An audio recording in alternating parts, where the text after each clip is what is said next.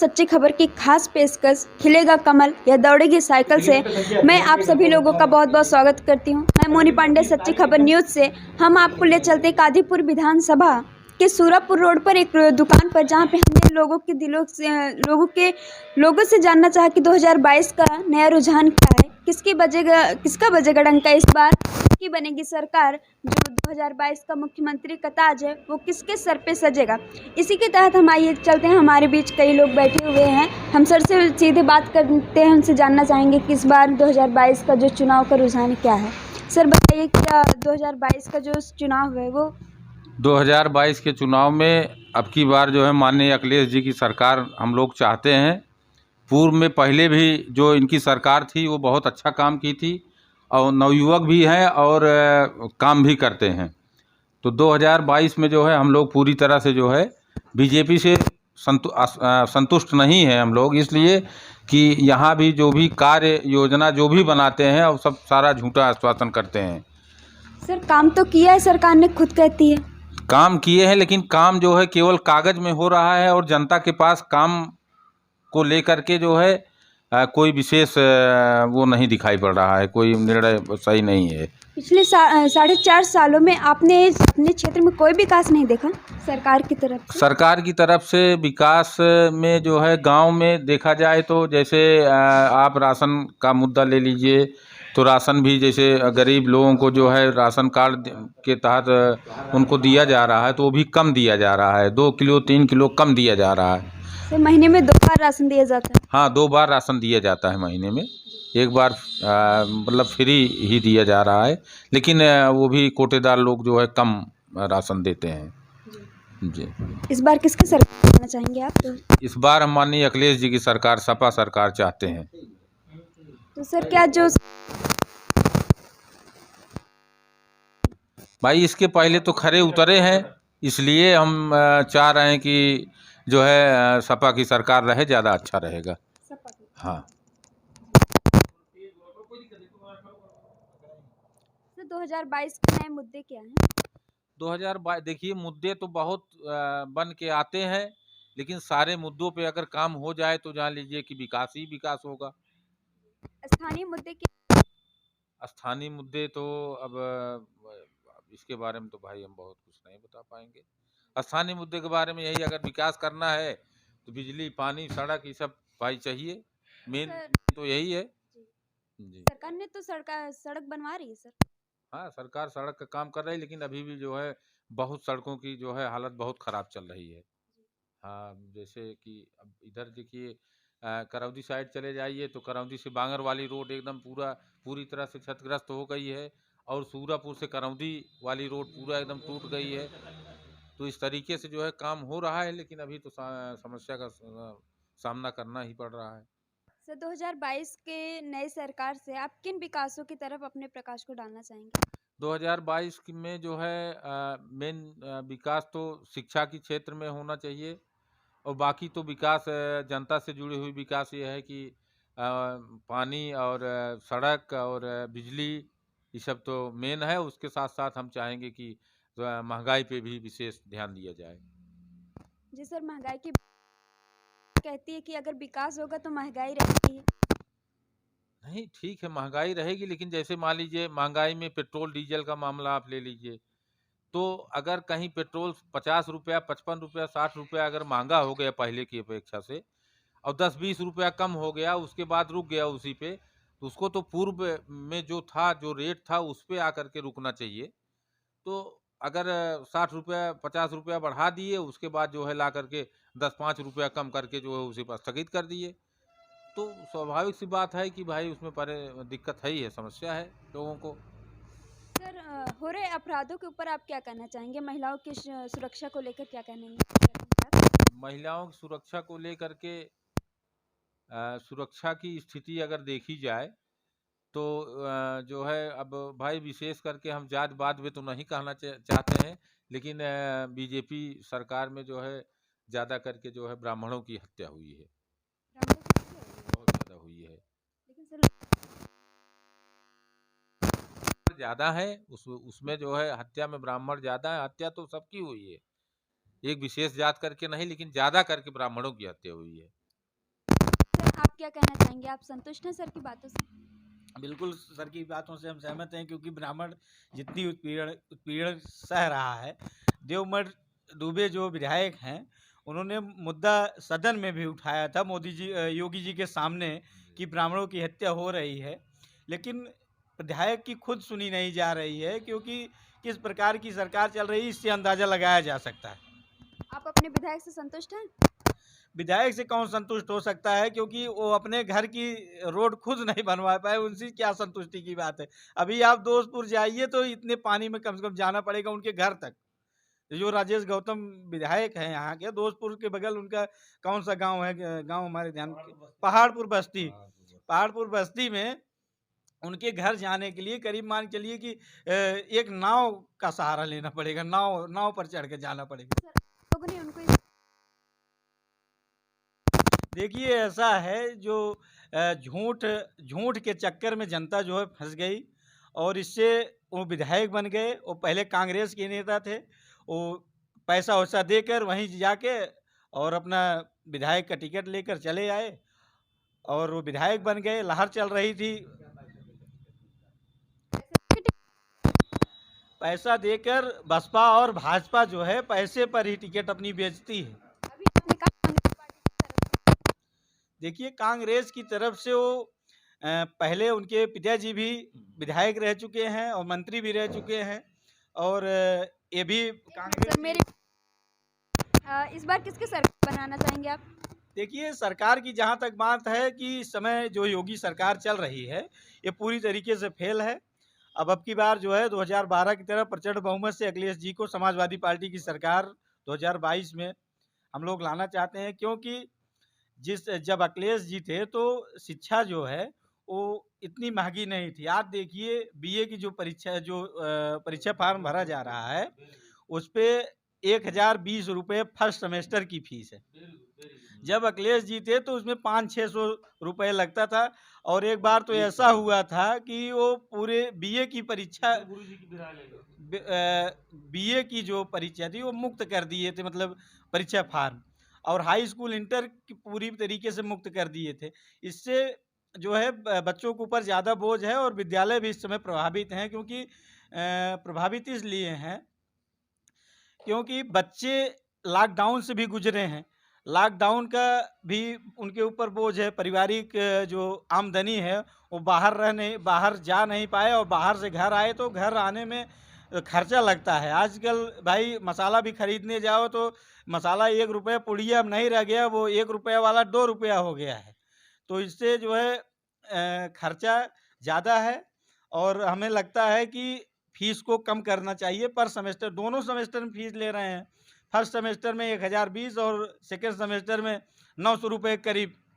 तो हमें जो समझ में, अगर इनको फीस बढ़ाना ही था तो एक ही सेमेस्टर में जो फीस लेना था इनको ले लिए होते भाई। 600-700 जो फीस थी उसको वही एक सेमेस्टर में लेकर बच्चों के ऊपर ज़्यादा बोझ न पड़ता तो ज़्यादा ठीक था। जी सर, आप इस पर क्या कहना चाहते हैं? आप शिक्षा के विषय में अपनी राय शिक्षा के विषय में हम यही कहना चाहते हैं कि जैसे जो फर्स्ट सेमेस्टर की फीस 1010 रुपया लगाए हैं, तो 2 सेमेस्टर बीए पार्ट 1 या बीएससी जो भी माने कोर्स बच्चे कर रहे हैं, तो उसमें केवल साल भर में एक ही बार फीस इनको लेना चाहिए था, एक बार केवल।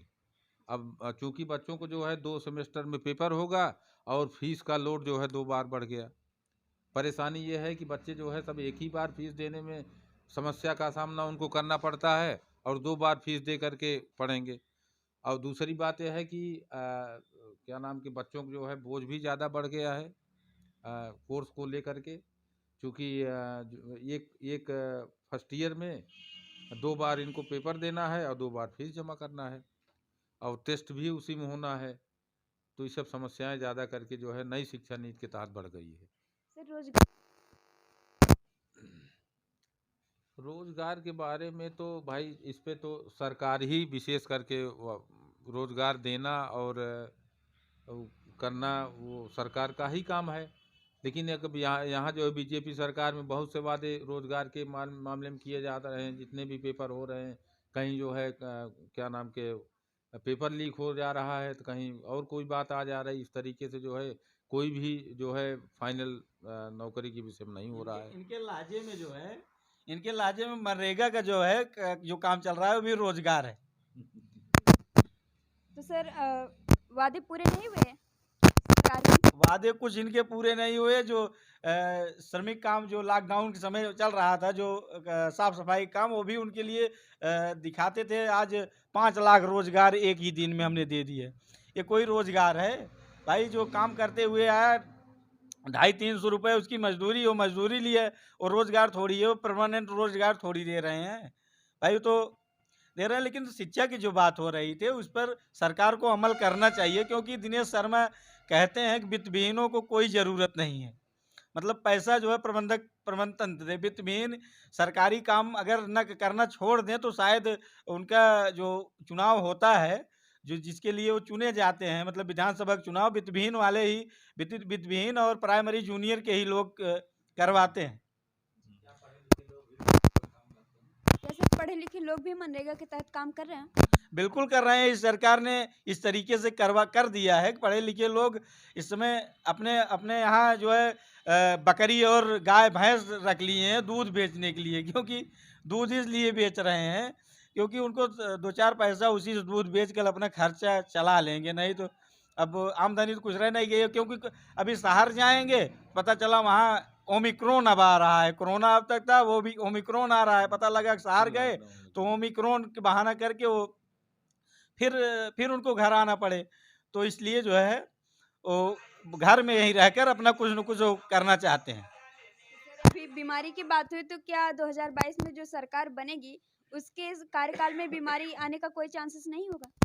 देखिए, ऐसा है, बीमारी कोरोना ज़्यादा मात्रा में सिर्फ अफवाह फैलाया गया है। चुनाव के समय में क्यों कोरोना और ओमिक्रॉन जैसी बीमारियां आती हैं। जैसे आप देख लीजिए कलकत्ता के चुनाव जब हुआ, तो वहाँ जब चुनाव की रैलियां हो रही थी तो वहाँ कोरोना नहीं था। महाराष्ट्र में जब चुनाव हो रहा था तो वहाँ कोरोना नहीं था। बिहार में जब चुनाव हो रहा था, ऐसे ऐसे अनेक प्रदेशों में जब चुनाव हो रहे थे तो वहाँ कोरोना गायब हो जाते हैं। जहाँ चुनाव करीब आता है, जैसे सिर्फ भाजपा की रैली जहाँ होती है वहाँ वहाँ कोरोना नहीं होता। अगर अदर पार्टियों की रैलियाँ चालू हो गई तो वहाँ कोरोना ज़्यादा मात्रा में बढ़ने लगता है। इससे जनता के मन में शंका हो रही है कोरोना जैसी बीमारियां है कि नहीं है, और इसको भाई मीडिया ने प्रोपोगंडा करके इसको बढ़ाया है बीमारी। सर जनता के मन में डर डालने से सरकार को क्या फायदा होगा?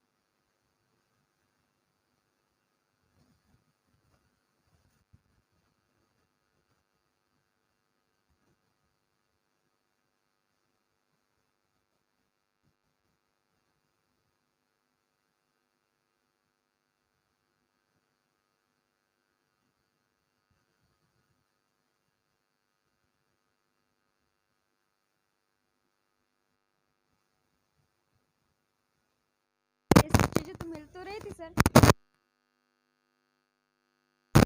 अरे जनता के लिए मान लीजिए अगर बीमारी के लहजे से देखें तो लाभकारी ही था। लेकिन जब बीमारी समझ में नहीं आ रही बीमारी है कि नहीं है, तो उसमें लाभकारी हम कहाँ तक समझें, क्योंकि चुनाव जब चलता है तो इनके पास कोरोना गायब हो जाता है। तो इससे लाभ हम क्या समझें उसमें? कोरोना के लिए लॉकडाउन पर क्या लाभ है? ऐसा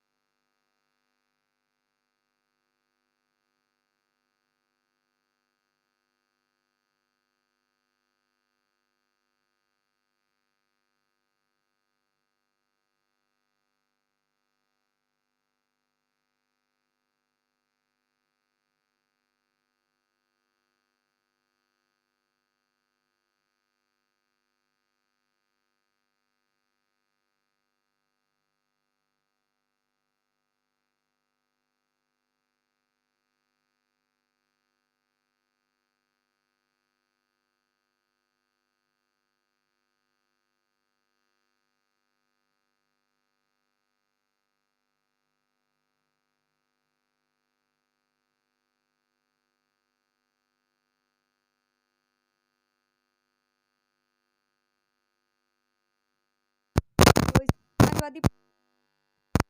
तो सर, नए विकास की क्या राय रहेगी आपकी 2022 में? किस नए विकासों के अपनी राय देंगे आप? विकास की अगर बात की जाए तो 2012 से लेकर के 2017 तक अखिलेश यादव जी ने जो विकास की रेखा खींची थी उत्तर प्रदेश के लिए, जो उनकी परिकल्पना थी, अभी धीरे-धीरे 5 साल पूरे होने को हैं, बाबा जी की कोई ऐसी परिकल्पना बन ही नहीं पाई कि अखिलेश की परिकल्पनाओं से उबर पाएँ, क्योंकि उन्होंने विकास प्रदेश को विकास की गति देने के लिए इतने काम सोच रखे थे और इतने कामों को उन्होंने धरातल पे उतारा था कि बाबा जी पूरे 5 साल में उन्हीं कार्यों को पूरा कर अभी तक करवा नहीं पाए हैं। जी सर, अरे कह रहे हैं कांग्रेस सरकार थी, जो समाजवादी पार्टी थी, उन्होंने काम तो बहुत सारे किए लेकिन कागजों पर। तो अभी उस कागजों जमीन पर लाने के लिए काम कर रही है बीजेपी सरकार। हाँ, आपकी बात सही है कि और पार्टियों पर ये आरोप लगाते हैं कि कागज़ों पर काम हुआ था, जबकि ऐसा नहीं है, धरातल पर काम हुआ है। समाजवादी ये जो एक्सप्रेसवे बना है, ये भी समाजवादी पार्टी की देन थी, इनकी परिकल्पना थी, ज़मीन अधिग्रहण भी हो चुकी थी, काम शुरुआत होनी थी। सरकार बदल गई, इनकी सरकार आई, इन्होंने काम किया, ये माना जा रहा है कि हाँ, इन्होंने काम को पूरा किया। लेकिन अगर दूसरी सरकारों पर ये आरोप लगाते हैं कि कागज़ में काम होता है, तो भारतीय जनता पार्टी के सारे काम होर्डिंग्स में होते हैं। क्योंकि अभी तक का जो लेखा-जोखा है, कई हज़ार करोड़ रुपया ये सिर्फ़ जो है होर्डिंग्स पर खर्चा कर चुके हैं कि ये ऐसी सरकार है कि ₹75 का गेहूँ देते हैं और पौने ₹200 का झोला देते हैं, उसमें मोदी जी और योगी जी की फ़ोटो होती है। जी, आप देख रहे हैं हम सच्ची खबर न्यूज़ से जनता के मन में किस तरीके से परिवर्तन की भावना जागृत हो रही है। आपको देश की हर छोटी-बड़ी खबरों के लिए हमारे साथ बने रहिए सच्ची खबर न्यूज़ के साथ। Thank you.